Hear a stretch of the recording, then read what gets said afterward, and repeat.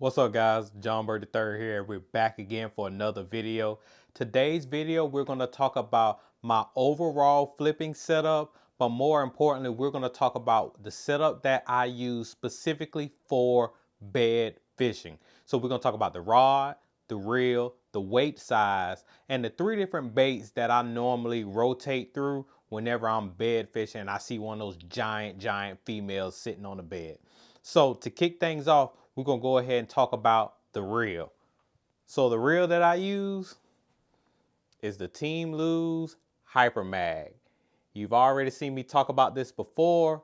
And so this reel right here, I mean, it's money. You already know what time it is. I've already did a review about this reel. This reel is a workhorse. It is, in my opinion, it's bulletproof. As the guy that you see right there on that video, Hackney, he started testing these reels back when ICAST, right back before ICAST of 2023.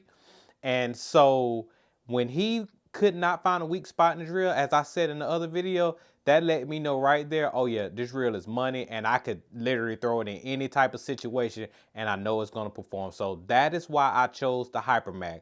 Also for its weight purposes. As we talked about before, this reel is only 5.2 ounces, so it's featherweight in hand. It feels really well, and that cuts down on the fatigue in your wrist when you're doing that pitching motion. And to go along with that, I also love just the smaller knobs because again, when you're catching fish off the bed, those fish are super aggressive. So you want reel knobs that you can hold on to that don't slip out your hand. So these reel knobs right here, they are the JDM inspired reel knobs.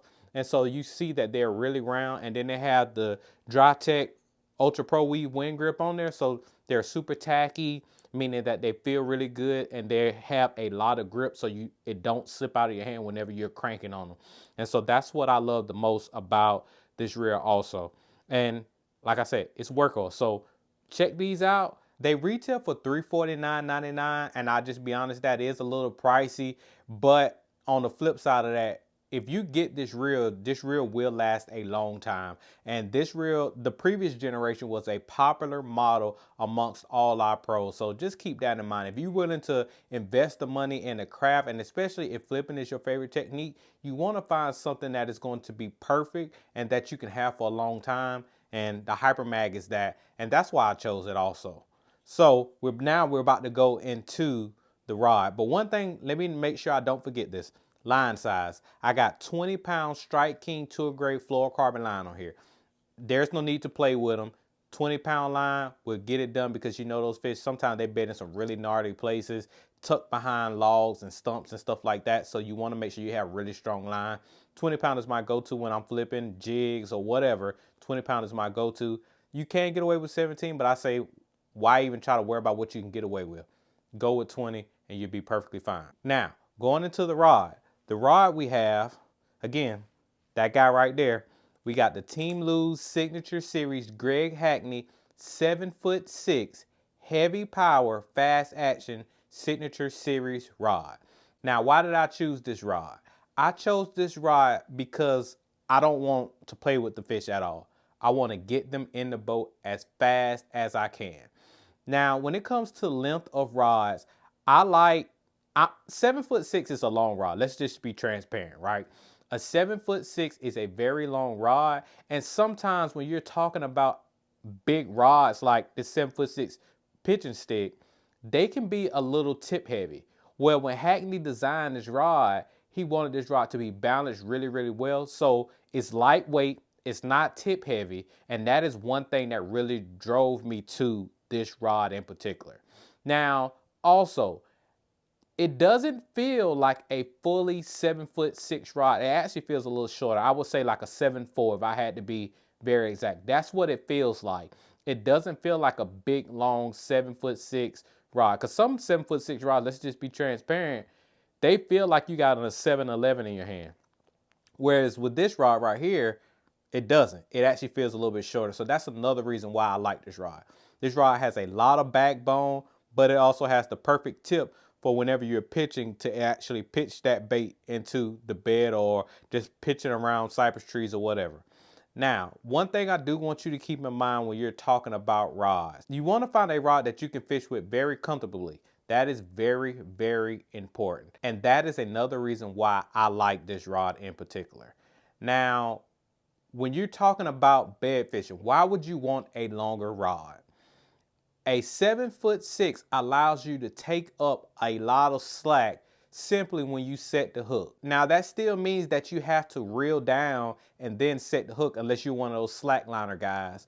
But when you set the hook with a longer rod, it actually allows you to take up more line compared to a shorter rod like a 7-foot, medium heavy, 7-foot heavy, 6'9" or whatever. A 7'6", when you set the hook, that's pulling in a lot of slack.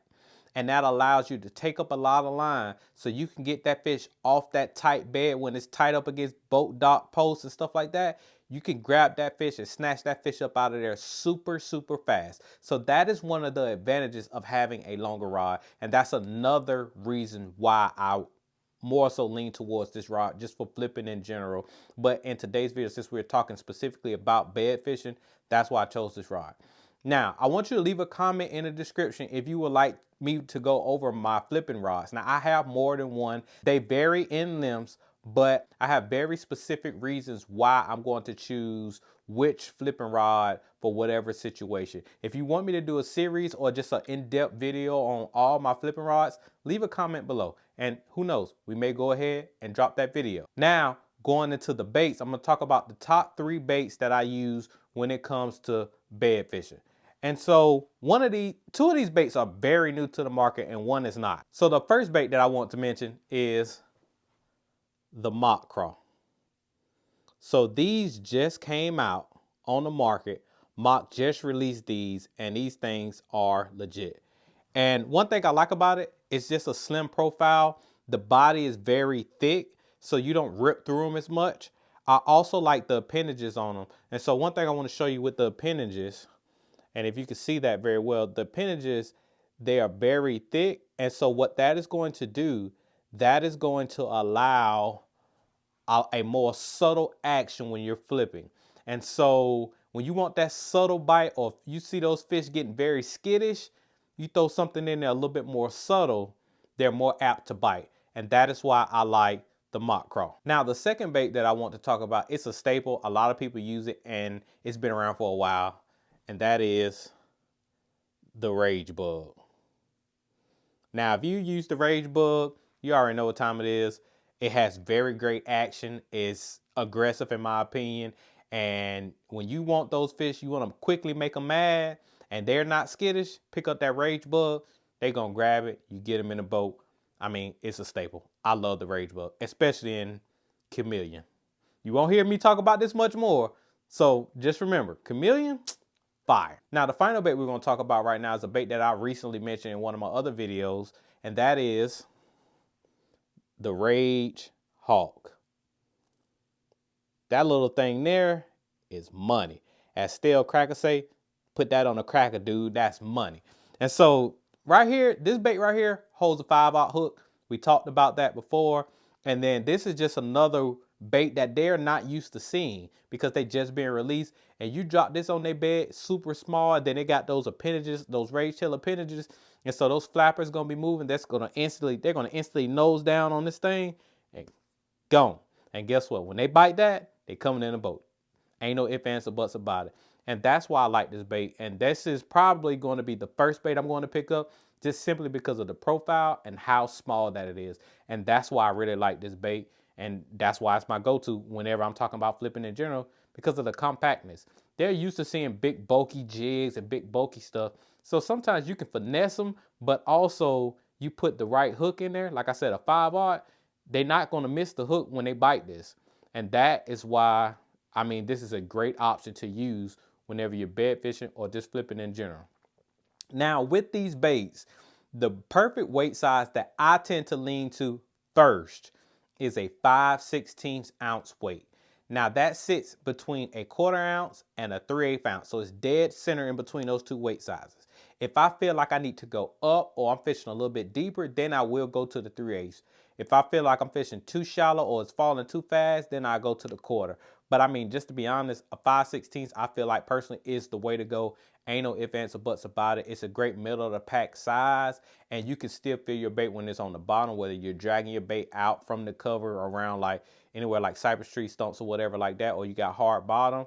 But also it gives the bait the perfect fall, which is why I like it. I think it's the great all around size. And if you don't have a 5/16 ounce weights in your arsenal, I mean, go up to a 3/8 or start at a quarter and then just play around with those different sizes. But 5/16 is a great weight size to go with. Now we're going to get into the hooks, and the hook that I chose right here, this hook, when it first hit the market, it sold out. I've been testing this hook for about a year off and on. And when I first heard about this hook, this came out probably about a year and a half ago. Todd Castledine put out a video about it, and he said it was called the uppercut because it wasn't actually out on the market, but the actual name, when they finally released it, owner released it, it's called the Haymaker hook. And so this is part of the pack. Now this Ziploc bag, don't pay the Ziploc bag no mind, because I bought so many, I needed a little small Ziploc bag to put a bunch in at one time. The one thing, when these hooks came out, they sold out immediately simply because of Todd's video. Every time I talk to Todd, I tell Todd, this is your fault that nobody can get these hooks. The moment they hit Tackle Warehouse, they was gone instantly. And whenever they came in stock, I bought the 5/0. And one thing I want you to know about these hooks, the 5/0 Haymaker is really like a 4/0, and the 4/0 is like a 3/0. So I want you to understand that before you go and buy these hooks. Understand the sizes. The 5/0 is really like a 4 in my opinion.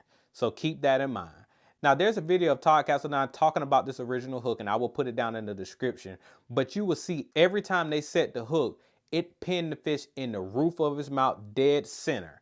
And that is what you want. And they never missed the fish. And it was mind blowing watching that video, him and one of his buddies. And so check out this hook. So you see how, one thing I like about this hook is you can see, for one, it's a wide gap. I'm not a wide gap guy, but you can see the difference between here and the hook point, and you're able to see how much room you got from the tip of the hook point to the eye of the hook. And that is why I like this hook in particular, just simply because of that.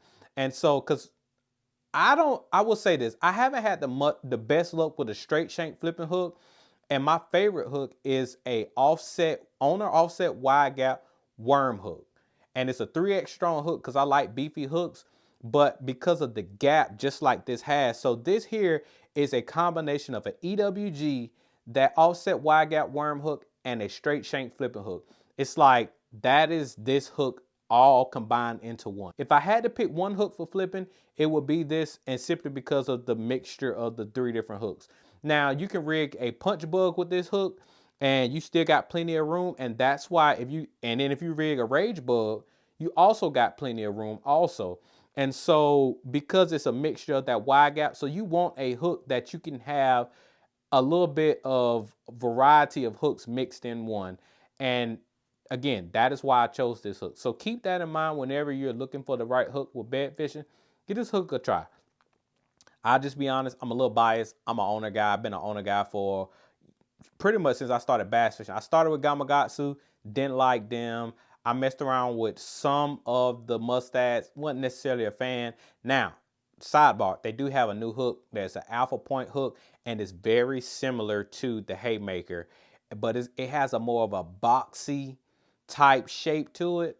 And so I've been playing around with that also, but just because I have a lot of confidence in owner hooks, that's why I chose owner, Haymaker, or any of the owner hooks over all the other brands. I've never really missed fish on these hooks, and that's what you want. You want to find a hook that you got confidence in. So whatever that is for you, go with that. But for me, it's going to be the owner Haymaker. So that's it for today's video. If you like this type of content, make sure you hit the like button, drop a comment down below, share this with somebody that's trying to find the perfect setup for bed fishing or flipping in general. And make sure you put a comment if you would like to see all my flipping rods and when I choose which one for what situations. I got to get back to living a dream. I'm JB3, and I'll catch you later.